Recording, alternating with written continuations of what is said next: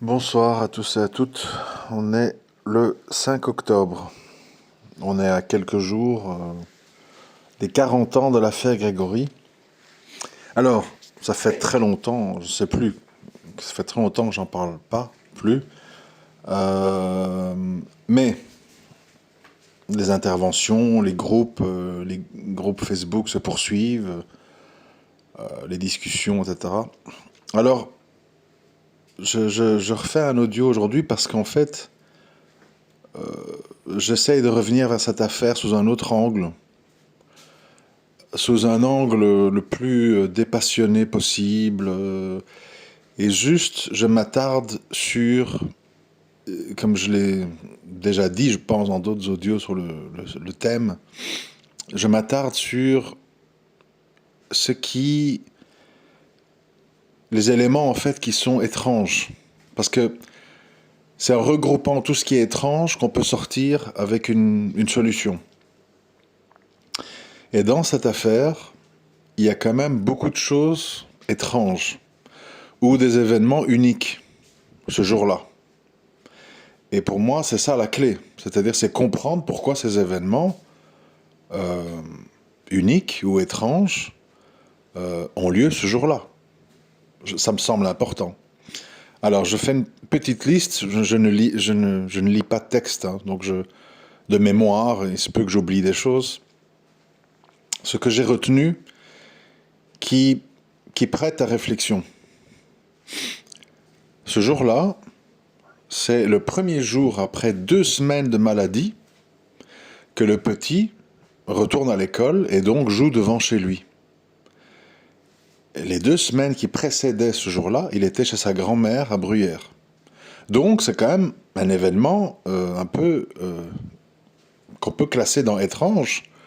C'est que ce kidnapping et le meurtre est fait le premier jour que l'enfant retrouve sa vie normale. C'est-à-dire école, je joue devant la maison, etc. Donc voilà, c'est un fait que moi je trouve quand même un peu étrange, par exemple. Deuxième chose étrange. Bernard n'allait jamais chercher Muriel à l'école. C'était une première fois. C'est ce qu'on nous dit. Donc c'est quand même étrange que c'est ce jour-là qu'il va pour la première fois la chercher à l'école. C'était pas du tout l'habitude, elle prenait le car avec ses copines, etc. Donc de nouveau, élément étrange. Pourquoi ce jour-là, il va la chercher à Bruyères? À nouveau, c'est ce qu'on nous dit. Donc moi je pars sur ce qu'on nous dit. Ensuite,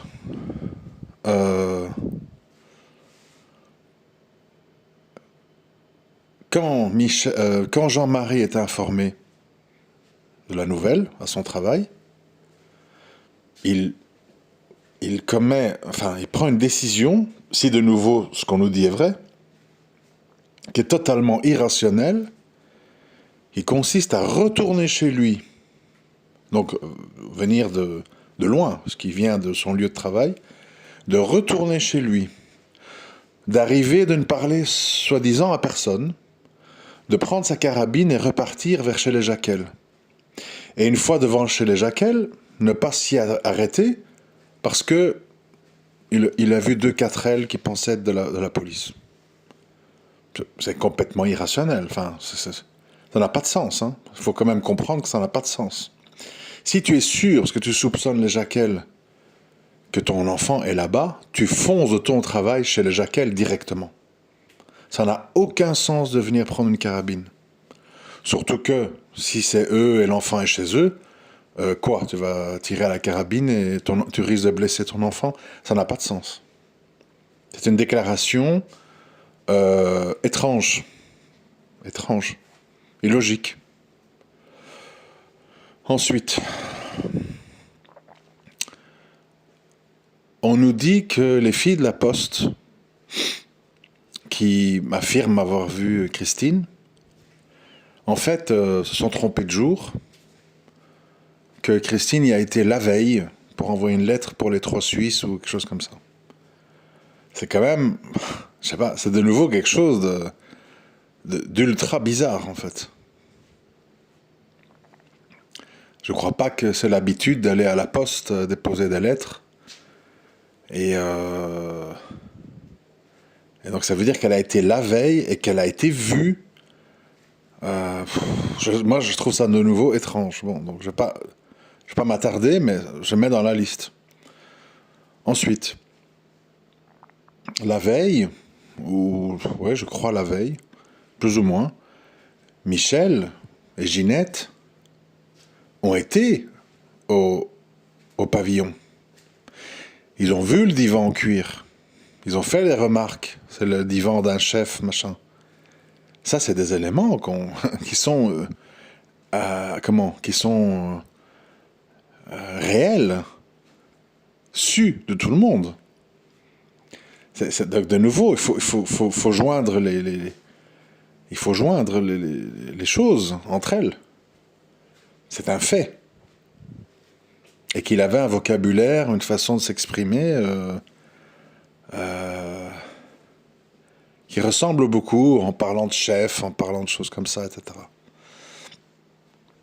Après, pas oublier aussi que Michel n'écrit pas bien, ne lit pas bien, donc bon,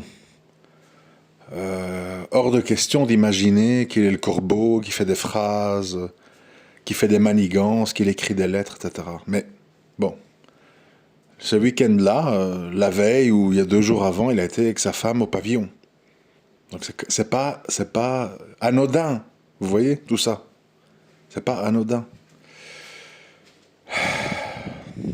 Ensuite, on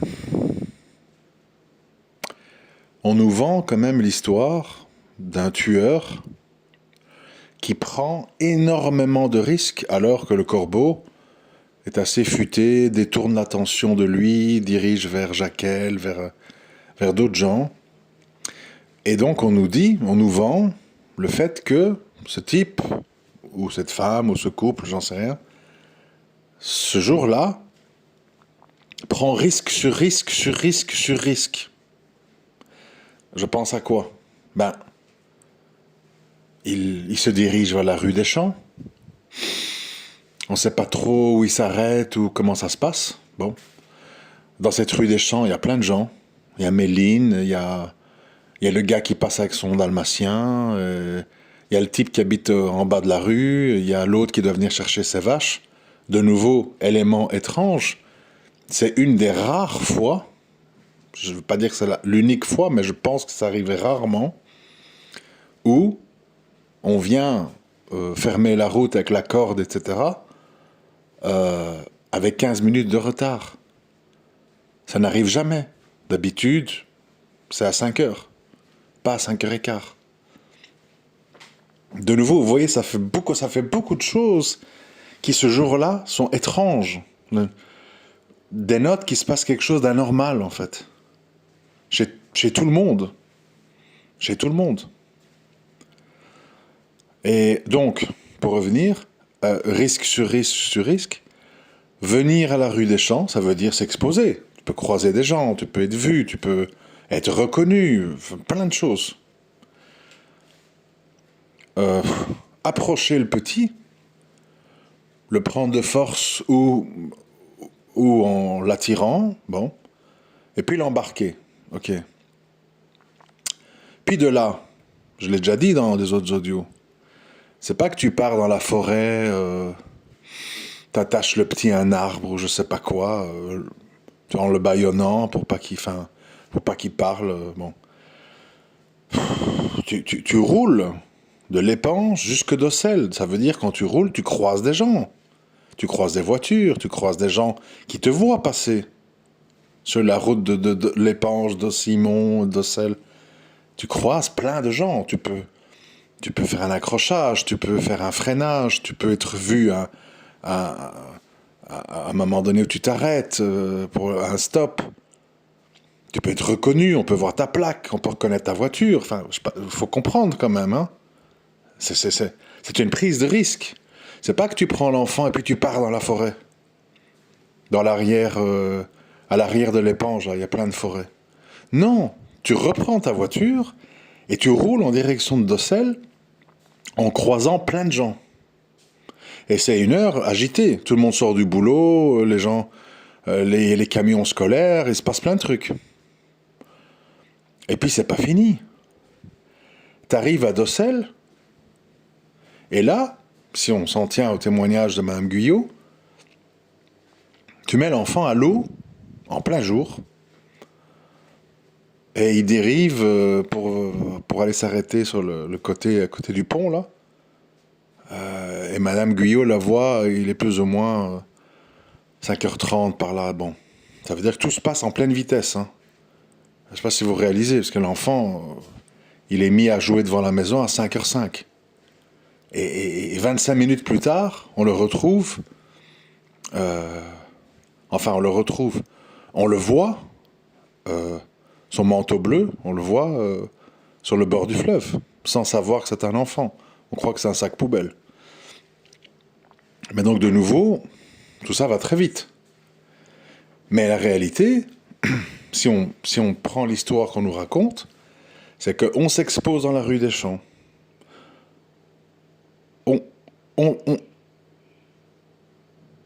On bénéficie du retard de Mme Clodon. On n'est pas vu à la rue des Champs et sur tout le trajet vers Docel, avec une voiture qui a des plaques, etc.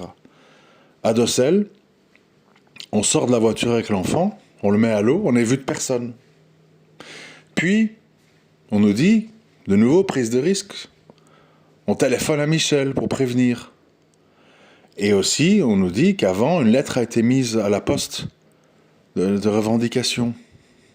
Donc en fait, ce corbeau qui cache sa voix, qui prend des mesures de précaution, etc., ce jour-là, en fait, il prend tous les risques. Tous les risques.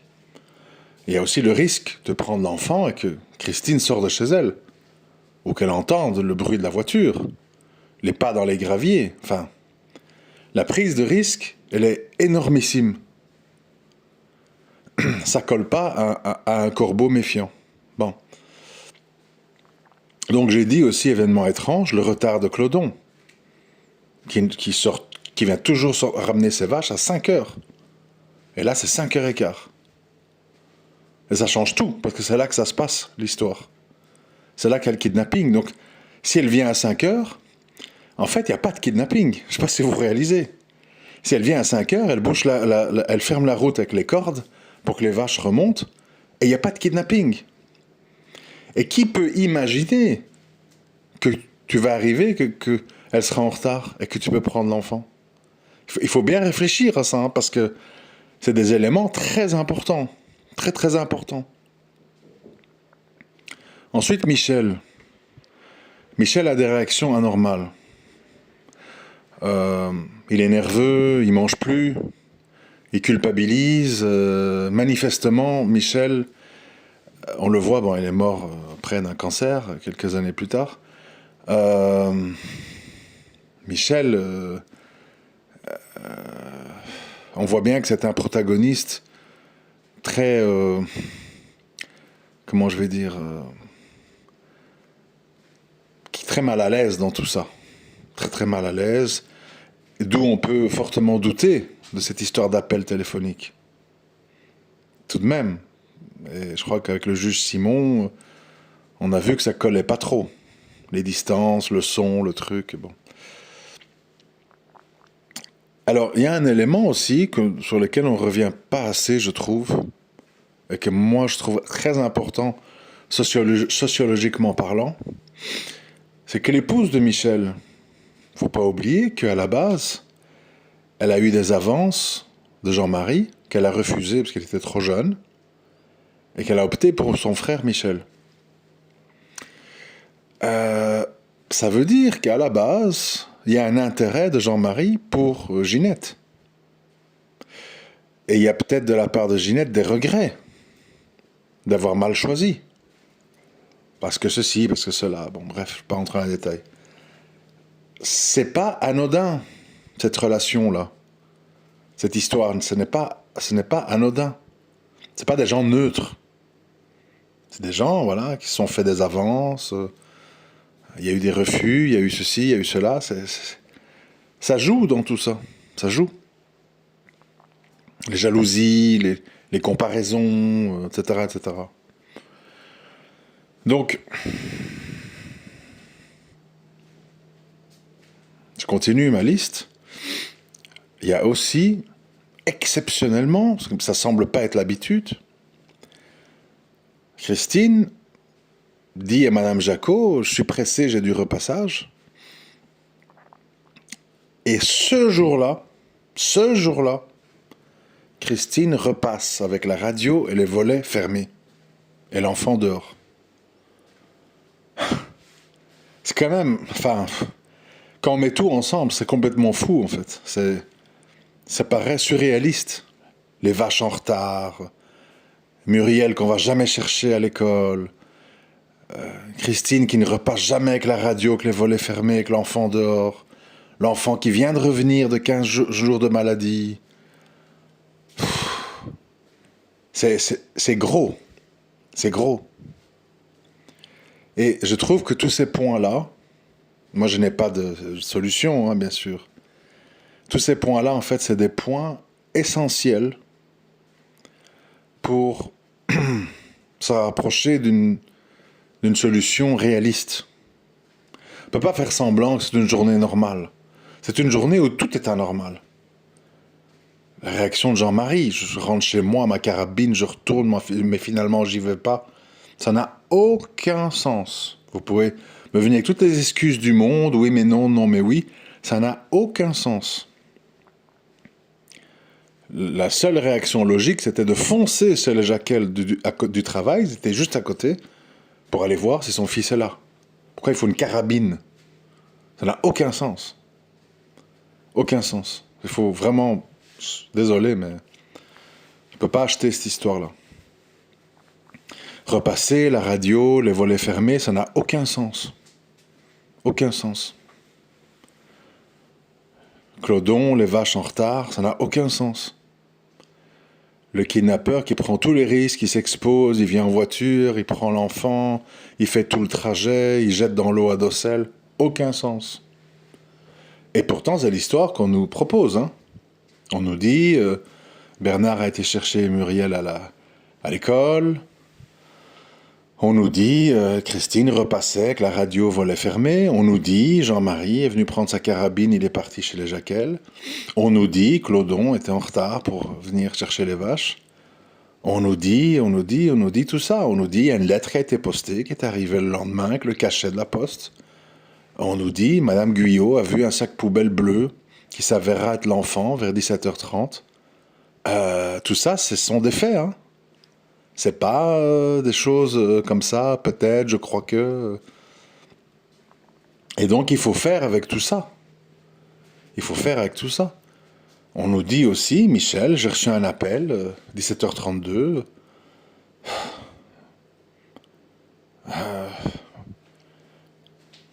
On nous dit, Michel a été avec sa femme le week-end.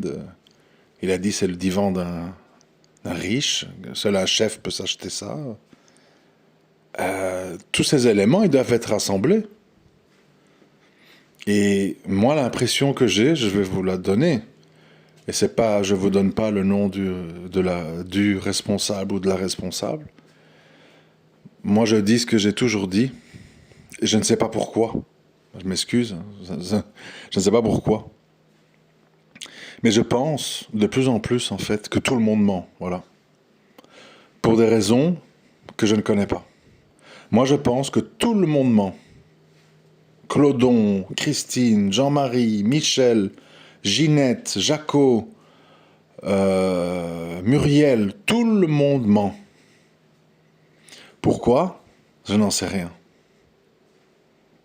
Mais je pense qu'il y a... Cette histoire ne trouve pas d'issue parce que, en plus des gens qui mentent, je suis désolé, hein, mais... Enfin, je sais que c'est blessant, mais pour des raisons qui m'échappent. Je ne dis pas que ça les... Je ne dis pas que ça fait d'eux de quoi que ce soit, mais je pense que les parents mentent aussi. Voilà. Ils mentent aussi. Je vous dis, je n'accepte pas l'histoire de la carabine, les jaquelles. J'accepte pas les volets fermés avec la radio. J'accepte pas ça. Ça passe pas dans ma tête. Alors mentir, bon, tout le monde qui a un peu de vécu, qui connaît la vie et tout, mentir ne veut pas dire être responsable. Mentir, c'est mentir parce que tu peux avoir des raisons de mentir qui sont autres, qui sont pas spécialement... Dans toute affaire, les gens mentent parce que parfois on veut couvrir quelqu'un, ou on ment parce qu'on n'a pas envie qu'on découvre autre chose qui n'a rien à voir avec l'affaire qu'on faisait ce jour-là.